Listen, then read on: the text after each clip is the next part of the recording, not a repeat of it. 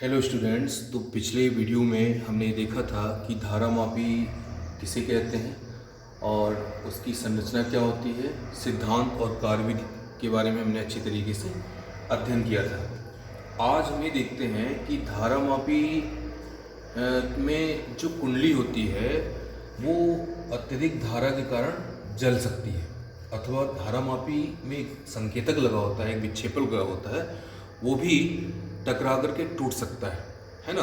दो परिस्थितियाँ हो सकती हैं। धारामापी में जो कुंडली लगी होती है वो अत्यधिक धारा प्रवाह के कारण जल सकती है, और दूसरा धारामापी में जो संकेतक लगा होता है वो संकेतक तेज धारा के कारण टकरा करके टूट सकता है।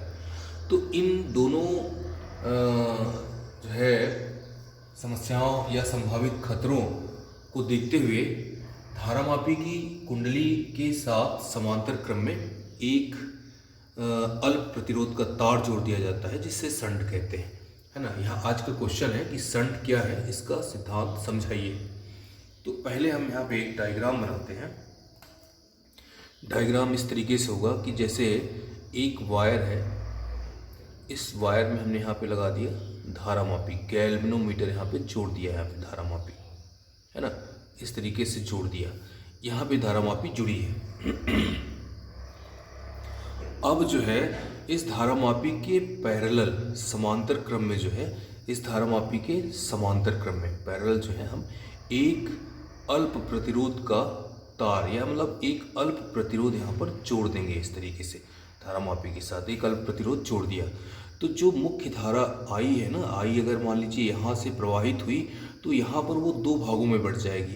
कुछ धारा संट से होकर चली जाएगी और कुछ धारा धारामापी से चली जाएगी। यानी कि यहाँ पे धारा का बाईपास हो रहा है, धारा बाईपास हो रही है, और फिर यहाँ जा कर के फिर से मिल जाएगी, और मुख्य परिपथ में बहने वाली धारा का मान आई ही बना रहेगा। यहाँ पे एक संट, तो संट हुआ क्या, संट क्या है, धारामापी की कुंडली की सुरक्षा के लिए उसके साथ समांतर क्रम में जुड़े अल्प प्रतिरोध के तार को संट कहते हैं।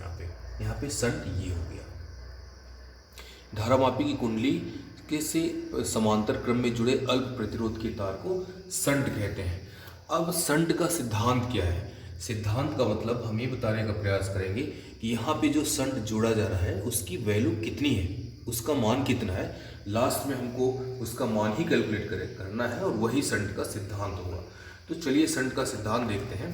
तो चित्रानुसार माना धारामापी की कुंडली का प्रतिरोध कैपिटल जी और संट का प्रतिरोध कैपिटल यस है। माना परिपथ में बहने वाली मुख्य धारा का मान कैपिटल आई है, ये मुख्य धारा कैपिटल आई है, और धारामापी से बहने वाली धारा आई जी तथा संट से बहने वाली धारा आई एस है। तब जो है जो इक्वेशन पहला बनेगा I equal to I G plus I S हो जाएगा। मुख्य धारा दोनों प्रकार की धाराओं के योग के बराबर हो जाएगी। अब क्या है कि धारामापी और संट दोनों किस क्रम में जुड़े हैं? समांतर क्रम में जुड़े हैं, अतः दोनों के सिरों के बीच का जो विभवांतर होगा वो बराबर हो जाएगा। तो यहाँ पे लिखेंगे धारामापी तथा संट समांतर क्रम में जुड़े हैं,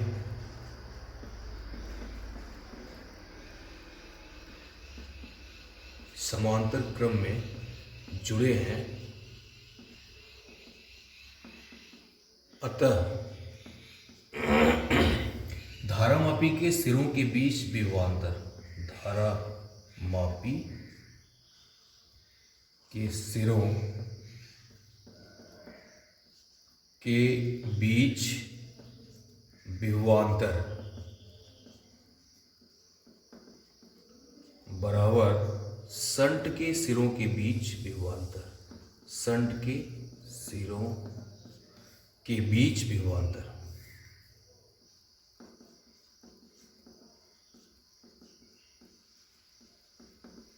ये फार्मूला होगा दोनों समांतर क्रम में जुड़े होने के कारण।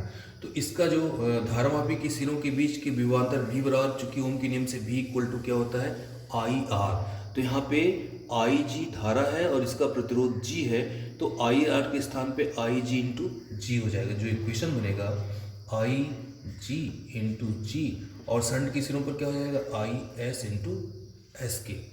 ये इक्वेशन यहाँ पे प्राप्त हो गया। अब यहाँ पे इसको हम आगे बढ़ाएंगे, उसमें आगे क्या बढ़ाएंगे कि आई एस बटे आई जी का मान निकालेंगे। तो अगला स्टेप यहाँ आपसे लिखना शुरू करेंगे कि या आई एस बटे आई जी, आई एस बटे आई जी, तो ये हो जाएगा जी बटे एस के, ये हो गया जी बटे एस के। दोनों पक्षों में एक जोड़ देते हैं, या दोनों पक्षों में जब हम एक जोड़ेंगे तो आई एस बटे I G plus 1 equal to हो जाएगा जी बटे एस प्लस 1 के, या अगला इक्वेशन होगा आई एस प्लस आई जी बटे आई जी इक्वल टू हो जाएगा जी प्लस एस बटे एस के हो गया। अब इसके आगे की कहानी क्या है वो देखते हैं। समीकरण 1 से इसका मान क्या हो जाएगा, आई हो जाएगा।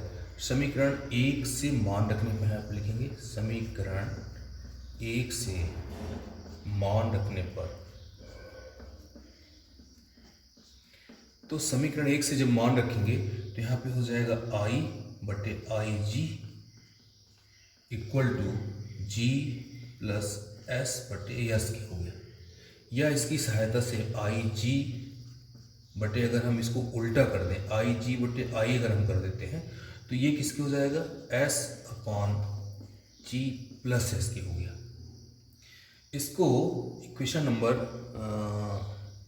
कौन सा इक्वेशन मान लें कि इसको जी बटे एस को सेकेंड इक्वेशन मानिए, और ये थर्ड इक्वेशन हो गया, तीसरा इक्वेशन हो गया। अब लिखेंगे कि यदि मुख्य धारा आई का, यदि मुख्य धारा कैपिटल आई का एनवा भाग धारा मापी से प्रवाहित होता हो तो क्या इक्वेशन मिलेगा, जो आई जी बटे आई है वो हो जाएगा 1 अपॉन एन के। आई जी बटे आई किसके बराबर हो गया, 1 अपॉन एन के हो गया। तो आई जी बटे आई के स्थान पे क्या रख देंगे, समीकरण 3 में मान रखने पर, समीकरण 3 में मान रखने पर,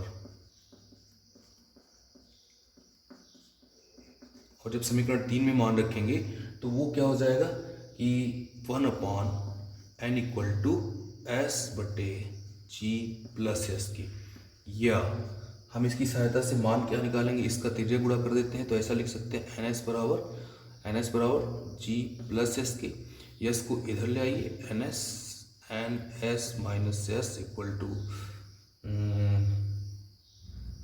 जी के, या कॉमन हो जाएगा यहाँ पे एस, तो N minus 1 S equal to G के, या एस बराबर हो जाएगा जी बटे एन माइनस 1 के। एस इक्वल टू किसके हो गए, जी बटे एन माइनस 1 के। और इतना फार्मूला ले आने के बाद, इतना व्यंजक सिद्ध करने के बाद, हम ये नीचे लिखेंगे कि यही संट का सिद्धांत है। नीचे क्या लिखेंगे, यही संट का सिद्धांत है। तो परीक्षा के लिए एक बहुत ही इंपॉर्टेंट क्वेश्चन है। क्वेश्चन पूछा जाता है संट क्या है, इसका सिद्धांत समझाइए, संट से होने वाले लाभ और हानियों को लिखिए, और संट के उपयोग लिखिए। तो ये कंप्लीट क्वेश्चन अपने आप में, इसको आप अच्छी तरीके से अपने नोट बुक में लिखेंगे। Okay students, thank you very much.